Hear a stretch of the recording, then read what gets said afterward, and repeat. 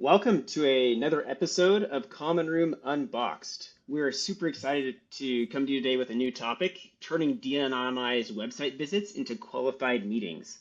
My name is Matson Shirley, and I lead growth and demand here at Common Room. And I'm joined by my colleague Florin, who leads our sales development team. Really excited to be here. There's a lot of interest in this topic.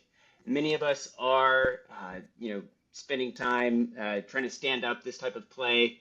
We've heard from all of you that are trying to do the same, and we wanted to share our perspective on what we've learned so far running this play ourselves. Florin, I'm going to turn the time over to you. Awesome. Thanks so much, Matson. Yeah, super excited to be here. Definitely a hot topic that we're seeing quite a bit on LinkedIn, and a lot of different companies that we talk to are trying to de-anonymize their website visitors at the account and person level. So I'm going to give you our take on how we're doing this today. And funny enough, I ran a bit of an experiment yesterday. So I posted this meme just to see like what kind of engagement it would get, and obviously like it resonated and it's striking a chord with a lot of people. I think a lot of people are running this play, but they're not actually doing it properly, at least from what I've seen from the buyer side or someone that gets prospected quite a bit. And there's not a lot of advice out there on how do you actually use this technology properly. So that's what we're hoping to do today. So I'm definitely going to go a little bit technical here. And I'm going to show you how we're actually have been surpassing our quota for months in a row, in large part due to this play and obviously a ton of other plays as well.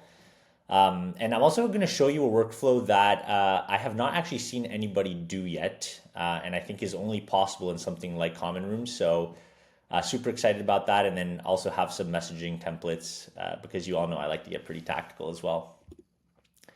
So in terms of what we're going to cover today, like what are the actual problems here? So the first one is how do you actually get person level data on web visits? So a lot of these more traditional intent platforms have account level data, which is good, but it's actually difficult to action on, especially in enterprise accounts where you have so many different people at a company and you're trying to pinpoint who actually is showing that intent, right?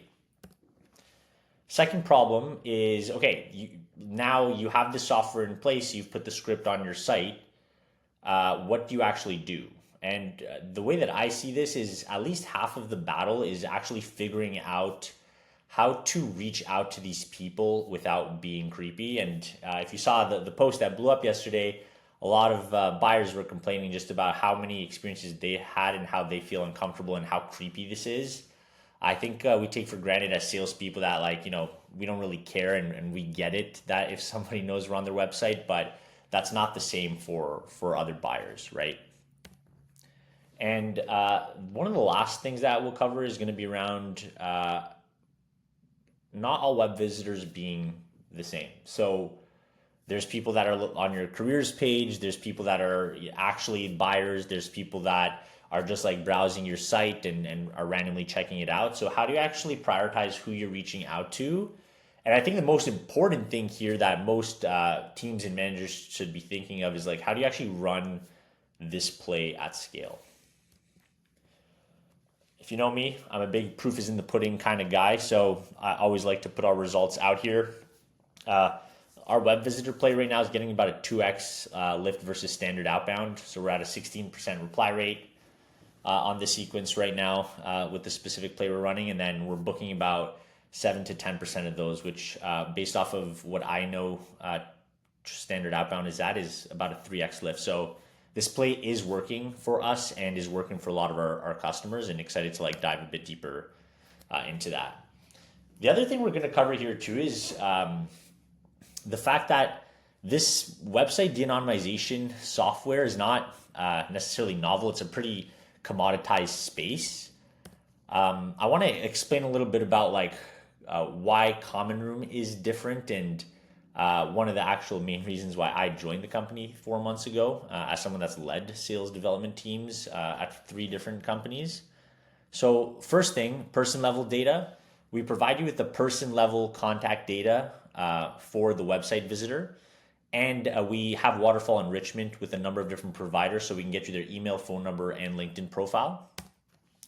2, and I think this is extremely important, ICP filtering and scoring. So ICP is ideal customer profile. We can actually allow you to filter by that ideal persona that you sell to and prioritize based off of custom lead scores that you can build in Common Room.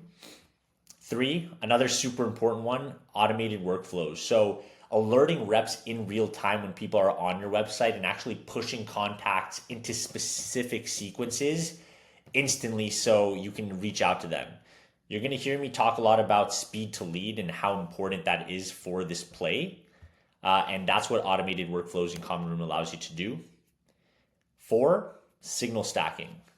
This is a really big part of this play. So building hyper-specific plays based off of combinations of signals and messaging based off of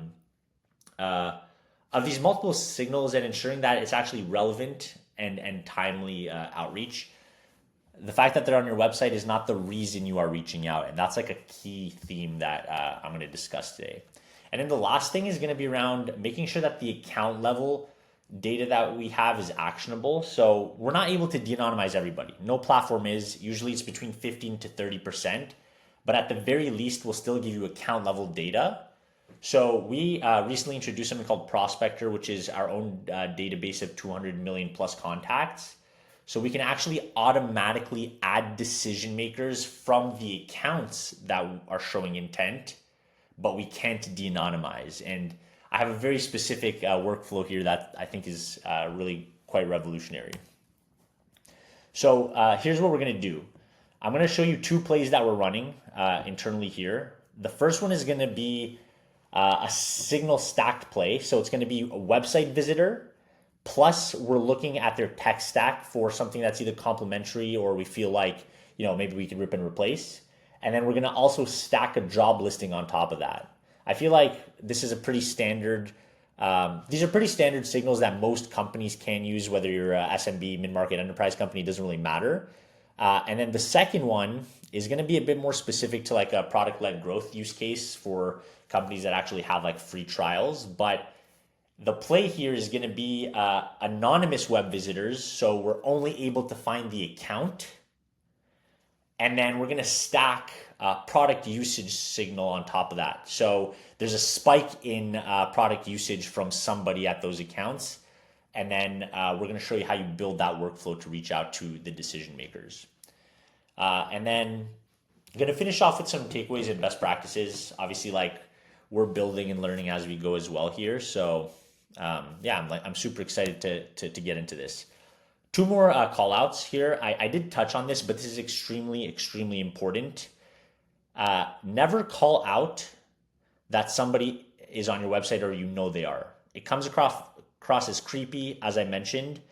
And a web visit is simply a signal of potential intent. You don't know for sure if it's intent, right? All of that it really tells you is that Common Room or your product or solution is top of mind in that moment, and that's why you should capitalize on it. Speed to lead. So from here, you want to reach out with a relevant message.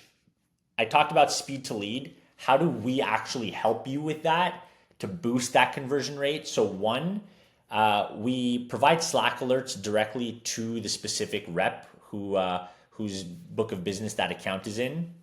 We also have pre-configured segments or plays that are auto-populating. So whenever someone visits the website, you can see here that person's actually going to pop up here with their contact information. And then we have the action layer, and I'll show you how to do this. You can push those people through a workflow into a very specific sequence with messaging that is relevant to those signals.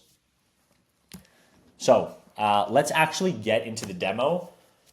And the first play we're going to go over is the de-anonymized web visits. We're also going to identify their tech stack and the job listing. All right, so I'm going to go into Common Room here. So right now we have a pretty large list of 83,000 contacts. This is everyone that we're tracking today that has displayed any signal, right? So what I want to do for web visits is I'm going to add a few filters here. The first thing I want to do is find all contacts that have visited at least 2 pages on our website. You could even add like a time range here as well. You could even add specific like URLs if you have like higher intent pages, like you only want people that visited the demo, the pricing page, terms and service, whatever you identify as higher intent. I'm just going to go with number of pages visited as the web signal. All right.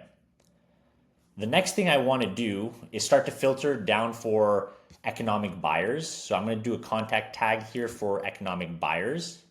What you're noticing is as I'm adding these signals and filters, that list of contacts is going to become more focused, where we can build hyper-specific messaging for them. And I'm going to go even further here.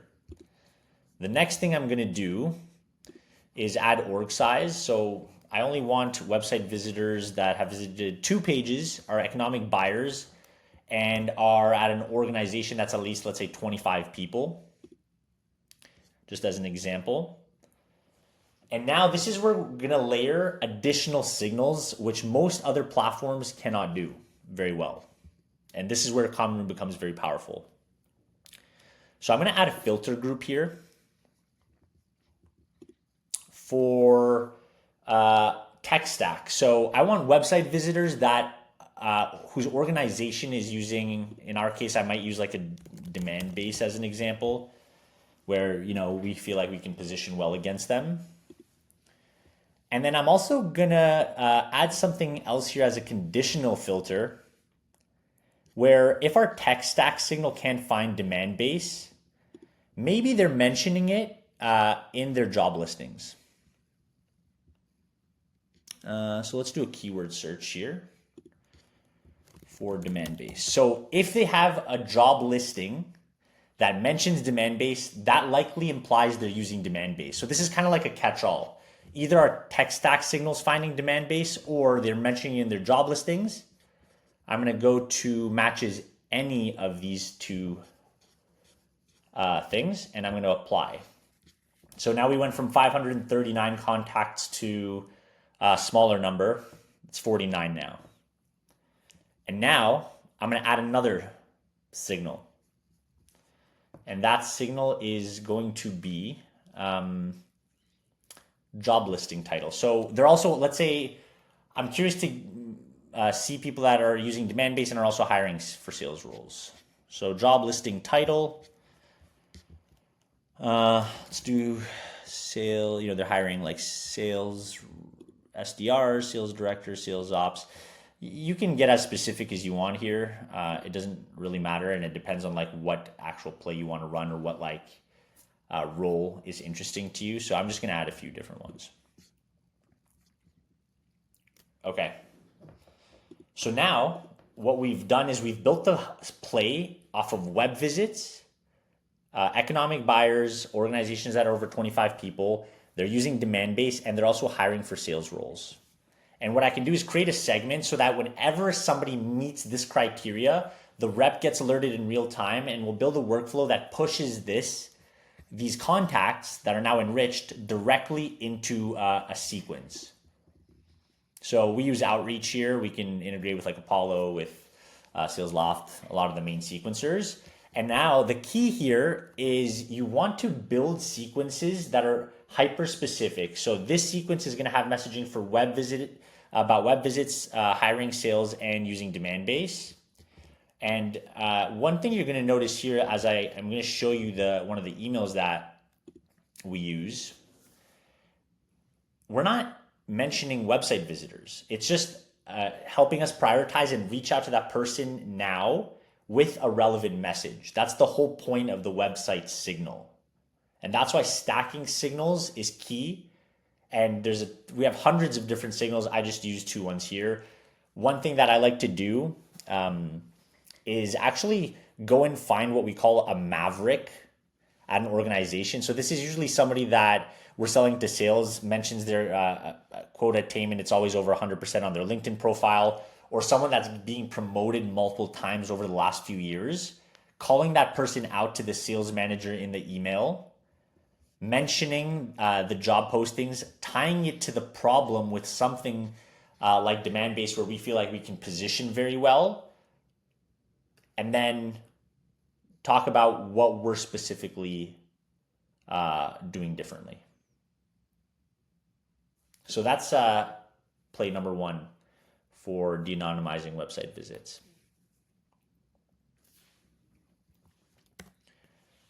Play number 2. Now, this is a PLG use case, so if you have free trials, but this could also be run with another signal. It doesn't have to just be product usage spikes. You could do, again, like job listings, tech stack. You can do job changes. There's a ton of different things, right? But the idea here is that we don't actually know who that specific person is, but we've identified the account. So the way that this is going to work is we're going to build a workflow where anytime there's an anonymous visitor from an organization that visits our site, we're going to stack the signal for product usage. And you can get very specific here, but one thing that we're interested in is the percent increase in product usage in a given time period. So this filter right here for us is going to be based off of, in the last 28 days, product usage has increased by 10%. And we can get super specific with like the type of actual filters that you can use here. And that's like the really powerful part about the product usage side of things here.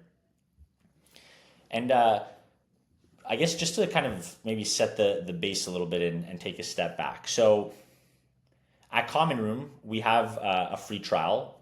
Users will start to use a free trial, but they aren't necessarily the buyer or the decision maker, right? Like you'll get an account executive, you'll get SDRs, you'll get managers. So one of the triggers that tells us that we should reach out to an account is when we start getting anonymous visits from that account, right, on our website. Now, if you weave in something like product usage spikes, we create a workflow that essentially automatically reaches out to those decision makers, and we see if the product usage spike is somehow tied to a business initiative, right? So to walk you through this again slowly, because this is where if we're getting a bit technical, and I don't think a lot of people have done something like this. It's quite novel. An anonymous visitor, we know the account. We know that there's a product usage spike of 10%. It's what we set. This can be fully customizable. The org is over 25 employees, and we're looking for people in specific industries. So we use internet, software, technology, etc. Then what we do, if people meet that criteria, we go to our database and we add all C-level heads, VPs, of sales, marketing, and growth into a specific play. So up to 5 contacts here. This is also customizable. So we'll go and find the 5 most senior people in the revenue org.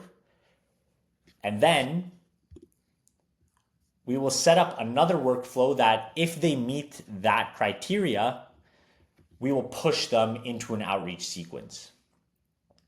The whole point here is that rep never has to go and find the contacts in Sales Navigator, in any type of like database again. We're automatically doing that for you. And how does this all kind of like tie back from a messaging standpoint? This is a pretty simple template that we use here, but essentially that workflow pushes everybody into a sequence, and we just call out those new decision makers that we've identified automatically and enriched, and say, hey, we were just talking to one of your SDRs or AEs and noticed they had started a free trial 5 days ago. And this is what they started to do in the trial. So whatever you define as your activations, or you tie this to like a business problem, and then you're just trying to gauge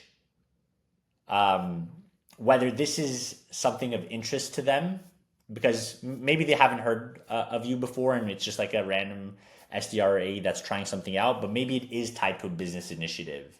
So now we've automated that whole workflow.